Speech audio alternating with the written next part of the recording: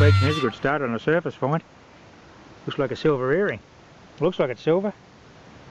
Still on the sand. Well, that's promising. Didn't even need a metal detector to find that one.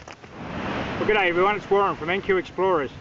Today we're on a North Queensland tropical beach with our new ATX, and we're going to give a bit of a run in the dry sand and the wet sand. Not a particularly well visited beach from a swimming aspect because of the saltwater crocodiles that inhabit the area. So it's not real healthy to go swimming here. Plus there's the Irukandji jellyfish and the Portuguese man-o-war jellyfish, so there's all sorts of nasties in the water. We won't be going in there, just on the edges of it. So a bit of dry sand, a bit of wet sand, and there's a couple of tent campsites up in behind here that people use in the summertime, which may be useful for coins and a couple of bits of jewellery, who knows. So anyway, hope you enjoy a little outing to the beach. Thanks for watching.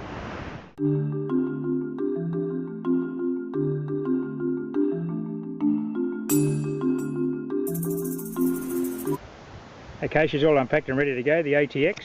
I'm just going to turn it on now and I'll do a frequency scan just so the detector can establish a quiet operating frequency. There won't be too much EMR out here on this beach, but the best way to optimise your performance is to start with that frequency scan. So we'll turn her on and we'll get the battery beeps to establish the status of our batteries. Okay, we've got 4 beeps, which means we've got good batteries. See that green LED indicates the detector's on. It's just a matter of touching it here, frequency scan, and it'll start the frequency scan process, which takes 30 seconds.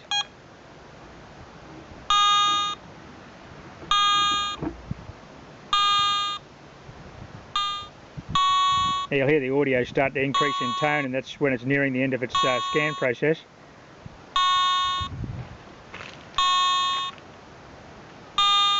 There she goes.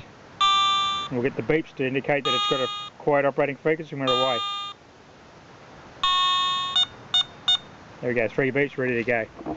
So I'll hand it over to Colleen and she'll be away down the beach. Okay, we'll just set the mode to motion mode at the moment, so we'll just go shift to get an uppercase function and press the main button. Scrolling LEDs indicate we're in motion mode, and then it'll turn itself on. The red light will come off the shift key and we're away and we're in motion mode.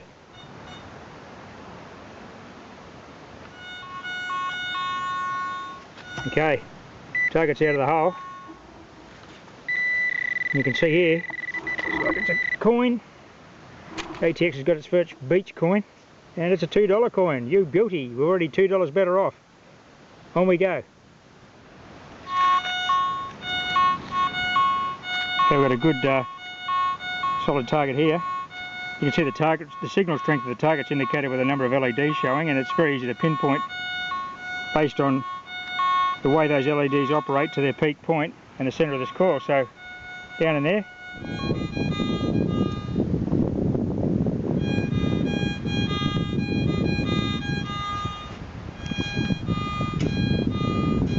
Out of that stainless steel scoop isn't a real good idea with the ATX. The machine's so sensitive that you've got to have that coil well away from the scoop when you're digging, because you'll hear the coil picking up the scoop.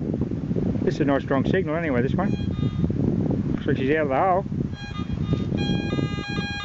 Oh, very close to the coil. And it's $1. That's one of the commemorative edition dollars. That's a nice one.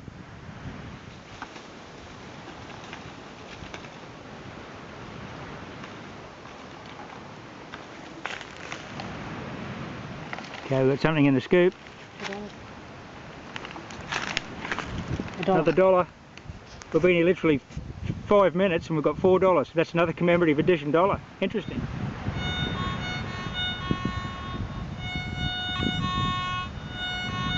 Okay, this one's out of the hole. Nice and easy to pinpoint again with that loop in the coil.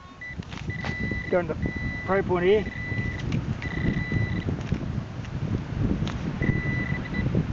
Oh, it's a sinker. You see how the lead gave that lovely signal on the ATX there. Good one. Colleen's strategy is she's going to check around the beach bar here and see what we can find. Well, Colleen's just picked up her first piece of jewellery with the ATX in the dry sand here. It looks like a silver bauble of some sort, and there's more in the heat that she's dug out. If we have a listen. there's something in there. So this just came out of the bottom of the hole. Some sort of silver ball, looks like it's attached, has been attached to a chain. And there's more in here.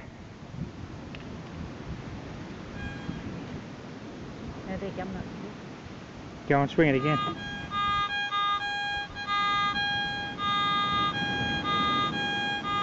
Okay, we'll go on with the sand scoop.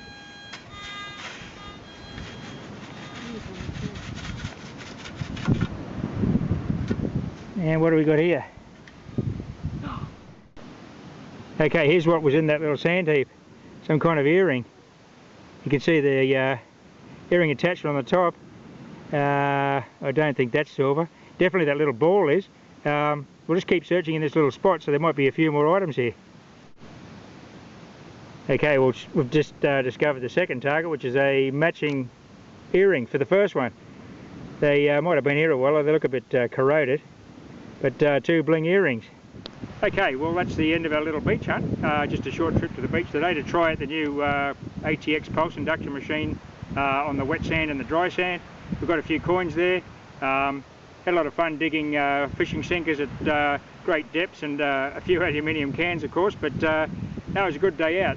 And we got to learn more of the features of this machine as we went, and how it performs in this environment.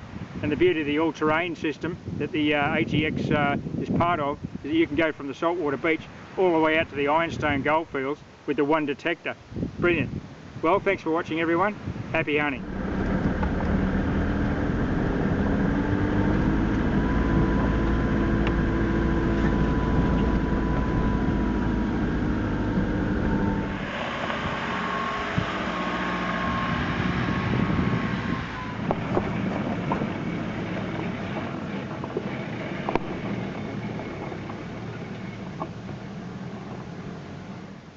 G'day everyone, it's Warren from NQ Explorers on our first goldfields trip with the brand new ATX pulse induction metal detector.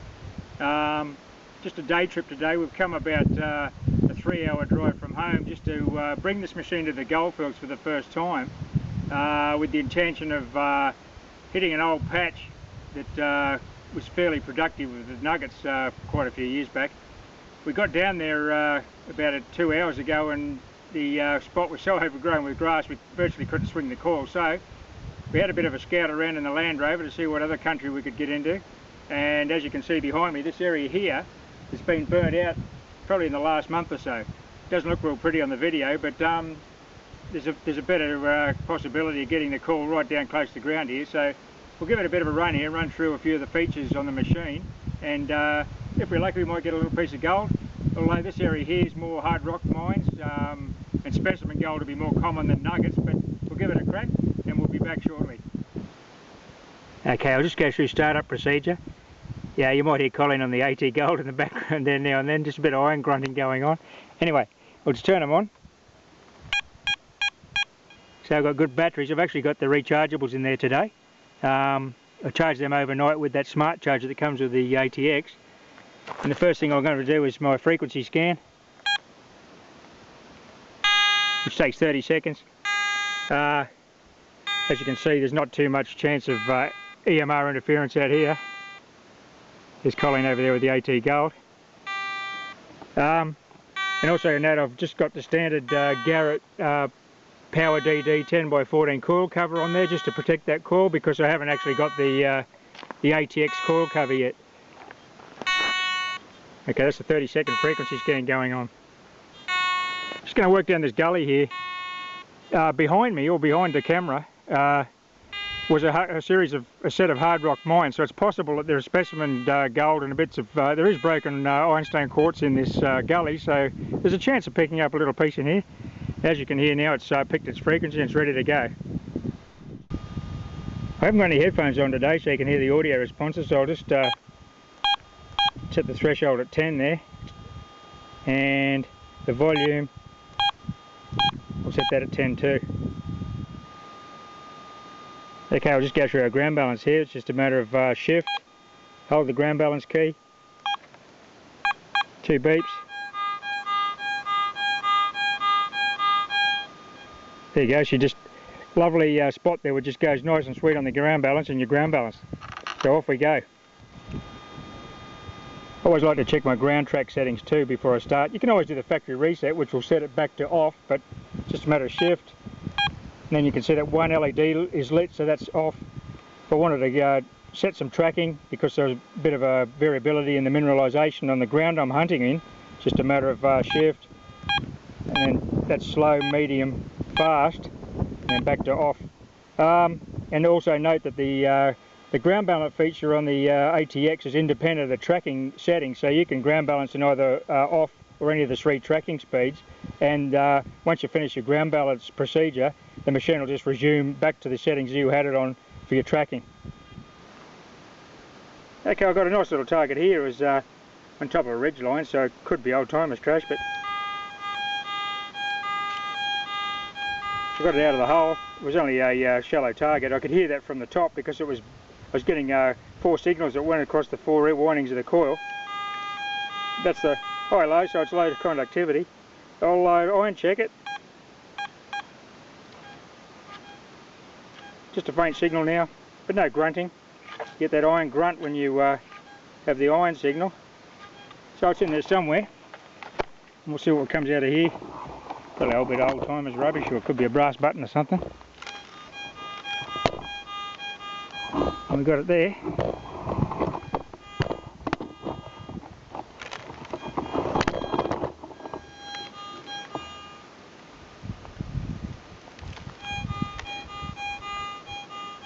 Catch in this hand here. Nope. Oh, here we are, look. Piece of old thin copper wire. Nice signal though. That's why I was getting kind of a double blip in one direction because of the shape of the target.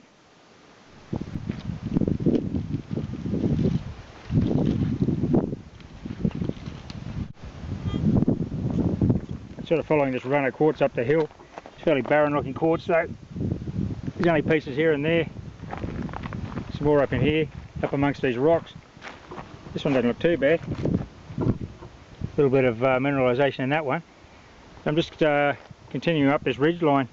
There are, like I said, there's hard rock mines up in there further, so there's a possibility of some specimens up on this little ridge. Bit of old timers rubbish here. It's a piece of iron matchbox. I'll just show you the target response. It's only a surface target, obviously. Now I'll iron check it. Just a matter of holding the iron check button, 2 beeps, hold the button down. You can hear the iron grunting. I'll just run through that mode check again. It's a shift function, so I go shift, press the main centre button. You can see the scrolling LEDs indicate I'm in motion mode. What I'm going to do now is go to non-motion mode, which I've been using all day in this prospecting scenario. I'd prefer to use that in this ground, which is reasonably quiet. There are some hot spots and there's hot rocks, but non-motion modes will give me more depth and sensitivity, so I'm just going to do that again. I'll go to, now I'm in non-motion mode. You can see those steady LEDs, so it will detect in non-motion mode. And if I get any drift on the threshold, I'll just hit this retune button here, like that. Oh, well, I'm off for a cold drink. Happy hunting, everyone.